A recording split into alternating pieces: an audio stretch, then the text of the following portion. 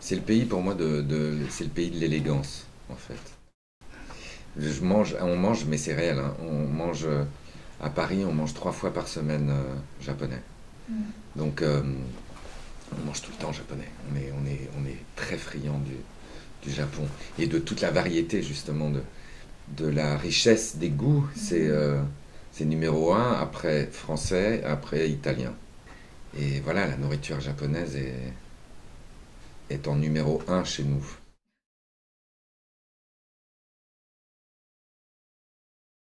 Ça fait partie des, comment dirais-je, des hasards de rencontres et d'envie. C'était une envie qui n'était pas du tout anticipée. Je savais pas que. Je connais beaucoup de réalisateurs qui ont toujours voulu être réalisateurs et moi j'étais friand du cinéma, mais je travaillais avant dans les ventes aux enchères et donc très différent, un métier complètement différent dans les ventes de tableaux modernes et spécialement et voilà, après à un moment j'ai eu envie de raconter des histoires.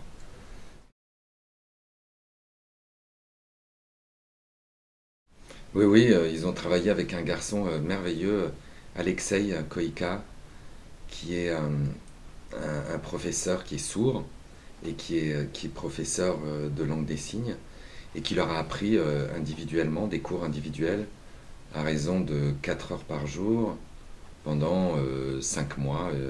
C'était entre 4 et 6 mois selon les acteurs.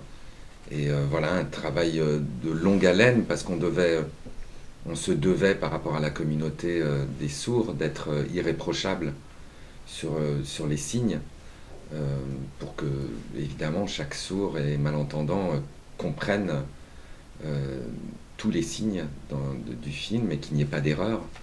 Si vous ne mettez pas votre index dans la bonne position, ça peut vouloir dire un autre mot. L'expression du visage sur chaque signe doit être en accord avec ce que vous signez. Donc voilà, il fallait intégrer tout ça et ça a été un gros boulot, gros boulot.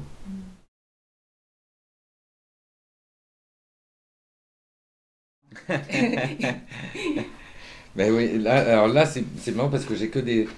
Ça c'est japonais. C'est une marque qui s'appelle RPM 45 que j'adore depuis 15 ans. Depuis 15 ans, j'ai découvert cette marque il y a 15 ans et voilà. Et le pantalon est japonais aussi, RPM. Et j'ai des écharpes tout le temps. Ouais.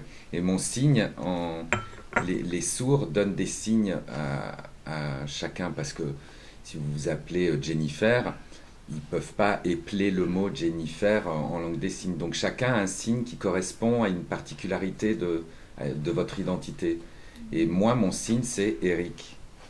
Et Eric, c'est écharpe. Ça, ce signe-là, ça veut dire écharpe. Voilà, il m'appelle comme ça. Mon signe, c'est ça, Eric.